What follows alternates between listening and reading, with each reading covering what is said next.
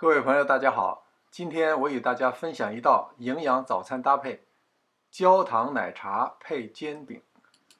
首先准备1杯半普通面粉，2杯水，高筋面粉也可以，1勺盐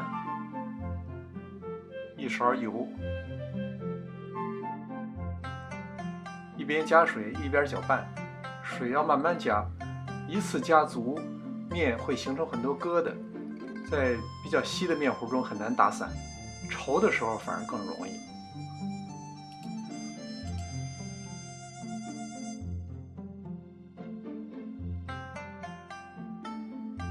如果形成了不易打散的面疙瘩，就盖上盖停一会儿，待会儿再重新打。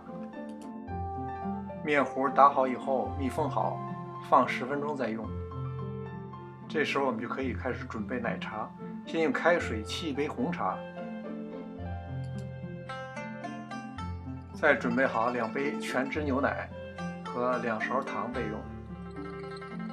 在做煎饼之前，我先给大家展示一下我自己做的摊煎饼的神器——煎饼耙子。这个工具特别好用，你用铲子也可以，但用这个耙子更容易把煎饼摊薄摊匀。做的时候刮板和棍儿之间有个倾斜角度，便于使用。其实就是一块小木板和一根筷子，网上有卖的。下面开始摊煎饼，先往面糊里放半碗葱花拌匀，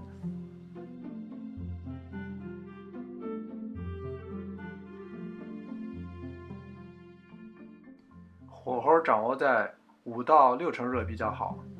锅热以后，用纱布团蘸油擦一下锅表面，倒1大勺面糊，用我的耙子把面糊刮匀。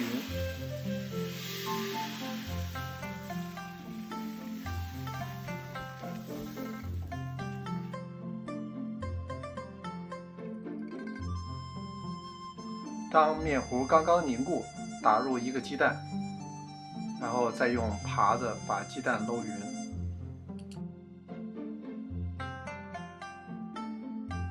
也不用担心鸡蛋流到饼的外边，有一个黄边看起来更好看。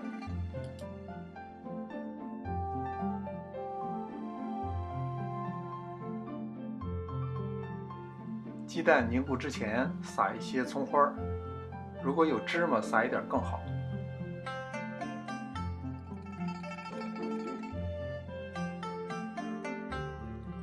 鸡蛋凝固以后就可以翻面了，紧接着你就可以自由发挥了。我放的是甜面酱，喜欢的朋友可以放辣椒酱、黄酱，甚至昨天的剩菜、剁碎的红烧肉，别提多香了。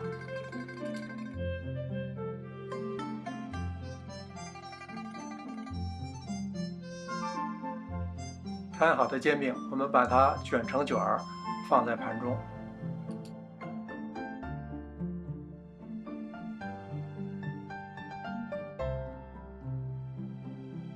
下面做焦糖奶茶，中火即可，千万不要大火。根据您的喜好放糖，中间要不停地翻动，千万别把糖炒黑了，味道会很苦。其实奶茶在您摊煎饼的间歇就可以做。当糖的颜色变成较深的棕色，倒入红茶，大火烧开。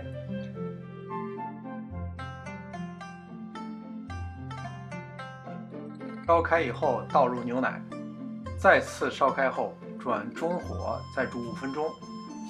闻到奶香和红茶的香味儿，就算成功了。